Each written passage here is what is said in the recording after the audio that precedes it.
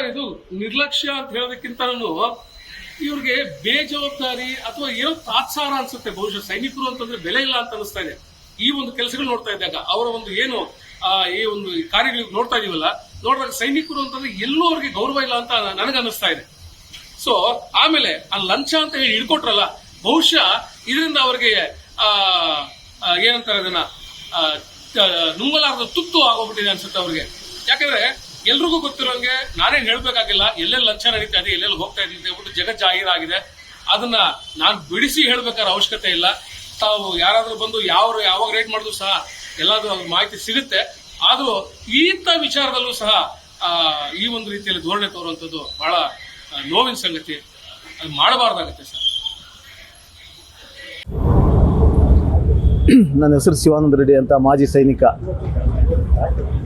1987 ಆರ್ಮಿಗೆ join ಆಗಿ 2004ರಲ್ಲಿ compulsory retired ಆಗಿದ್ದೀನಿ. 1999 ಕಾರ್ಗಿಲ್ ಸಮಯದಲ್ಲಿ ಪೂಂಚಲ್ಲಿದ್ದೆ. ಪೂಂಚಲ್ಲಿ ನನ್ನ ಕಾಲು ಫ್ರ್ಯಾಕ್ಚರ್ ಆಗಿ ಇವತ್ತಿಗೆ 26 ವರ್ಷ ಆಗೋಯ್ತು. ನನಗೆ ಕಾಲು ಫ್ರ್ಯಾಕ್ಚರ್ ಆದಾಗ ವಿಶ್ರಾಂತಿಗೆಂದು MLRC ಬೆಳಗಾಂ ಕಳಿಸಿದ್ರು. ಆಗ ಅಂದಿನ colonel Adam battalion commander colonel MB Rana ಅವರು ಒಂದಷ್ಟು ಜಮೀನು ಮಾಡಿಸ್ಕೊ ಅಂತೇಳಿ ಚಿಂತಾಮಣಿ ತಹಸೀಲ್ದಾರ್, ಕೋಲಾರ ಜಿಲ್ಲಾಧಿಕಾರಿಗಳಿಗೆ ಒಂದು ಪತ್ರ ಬರೆದಿದ್ರು. ಆದರೆ 26 ವರ್ಷ ಕಳೆದ್ರು ಇದುವರೆಗೂ ನನಗೆ ಆ ಜಮೀನು ಸಿಕ್ಕಿಲ್ಲ. 2005ರಲ್ಲಿ ಚಿಂತಾಮಣಿ ತಾಲೂಕಲ್ಲಿ ಜಮೀನೇ ಇಲ್ಲ ಅಂತ ಶ್ರೀನಿವಾಸಪುರಕ್ಕೆ ಕಳಿಸ್ತಾರೆ. 2020ರಲ್ಲಿ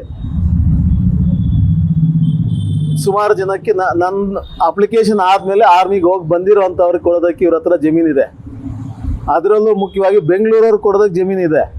ಕೋಟ್ಯಾಧಿಪತಿಗಳಿಗೆ ಕೊಡೋದಕ್ಕೆ ಇವ್ರಿಗೆ ಜಮೀನಿದೆ. ಭೂಗಳ್ರಿಗೆ ಕೊಡೋದಕ್ಕೆ ಜಮೀನಿದೆ. ಇಲ್ಲಿ ಯಾರೋ ಚೆಲ್ಲಾಗಳು ಬಂದು ಕೆಲಸ ಮಾಡ್ಕೊಂಡು ಏನು ಬೇಕೋ ಹೋಗ್ತಾರೆ, ಅಂಥವ್ರಿಗೆಲ್ಲ ಜಮೀನಿದೆ. 1000 ಎಕರೆ ಕೊಟ್ಟಿದ್ದಾರೆ. ನನ್ನ ಅಪ್ಲಿಕೇಶನ್ ಆದಮೇಲೆ ಇದೇ ಚಿಂತಾಮಣಿ ತಾಲೂಕು ಆಫೀಸಲ್ಲಿ 1000 ಎಕರೆ ವಿತರಣೆ ಮಾಡಿದ್ದಾರೆ. ಆದರೆ 26 ವರ್ಷದಿಂದ ನನಗೆ 2 ಹೆಕ್ಟೇರ್ ಕೊಡೋದಕ್ಕೆ ಇವರಿಗೆ ಜಮೀನಿಲ್ಲ. ಕಾರಣ ಏನು? ಲಂಚ ಕೊಡಲಿಲ್ಲ.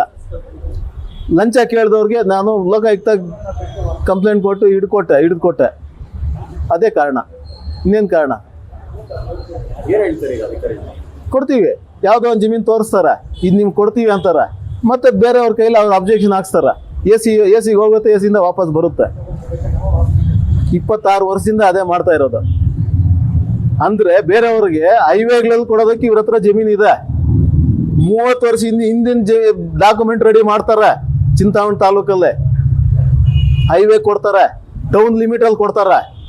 ಅಂದರೆ ಒಬ್ಬ ಯೋಧನಿಗೆ ಎಲ್ಲೋ ತಾಲೂಕು ಬಾರ್ಡರ್ ಲಾಸ್ಟಲ್ಲಿ ಕಾಡಲ್ಲಿ ಕೊಡೋದಕ್ಕೆ ಯೋಗ್ಯತೆ ಇಲ್ಲ ಇವ್ರಿಗೆ. ಯಾರನ್ನು ಭೇಟಿ ಮಾಡಿ ಸರ್, ನಾನು ಹೋಗದೆ ಇರೋವಂಥ ಮಂತ್ರಿ ಇಲ್ಲ, ಹೋಗದೆ ಇರೋವಂಥ MLA ಇಲ್ಲ. ಮೊಟ್ಟ ಮೊದಲದಾಗಿ MC ಸುಧಾಕರ್ MLA 2004 ನನ್ನ ಅಪ್ಲಿಕೇಶನ್ ಫಸ್ಟ್ 2000 ಇಸ್ವಿಯಲ್ಲಿ ಚೌಡ್ರೆಡ್ಡಿ ಅವರು MLA ಅವ್ರು ಕೊಟ್ಟಿದ್ದೀವಿ. MC ಸುಧಾಕರ್ 2004, 2005 ಜಮೀನೇ ಇಲ್ಲ ಅಂತ ಶ್ರೀನಿವಾಸಪುರಕ್ಕೆ ಕಳಿಸ್ತಾರೆ. ಆಮೇಲೆ ರಮೇಶ್ ಕುಮಾರ್ಗೆ ಭೇಟಿ ಆಗಿದ್ದೀನಿ, ಶ್ರೀನಿವಾಸ್ ಗೌಡ್ರಿಗೆ ಭೇಟಿ ಆಗಿದ್ದೀನಿ, ಅಂದಿನ ಮಾಜಿ ಪ್ರಧಾನಿ ದೇವೇಗೌಡ್ರಿಗೆ ಭೇಟಿ ಆಗಿದ್ದೀನಿ. ದೇವೇಗೌಡರು MP ಪ್ರಕಾಶ್ ಫೋನ್ ಮಾಡಿ ಹೇಳ್ತಾರೆ, ಏನು ಯೋಧ ಒಬ್ಬ ಬರ್ಬೇಕಾ ನನ್ನ ಹತ್ರ ಅಂತ. ಆಮೇಲೆ ಈಗ ರೀಸೆಂಟಾಗಿ ಬಸವರಾಜ ಬೊಮ್ಮಾಯಿ ಅವ್ರಿಗೆ 2 ಸಲ ಕೊಟ್ಟಿದ್ದೀನಿ. ಸಿದ್ದರಾಮಯ್ಯನವ್ರಿಗೆ 2 ಸತಿ ಕೊಟ್ಟಿದ್ದೀನಿ.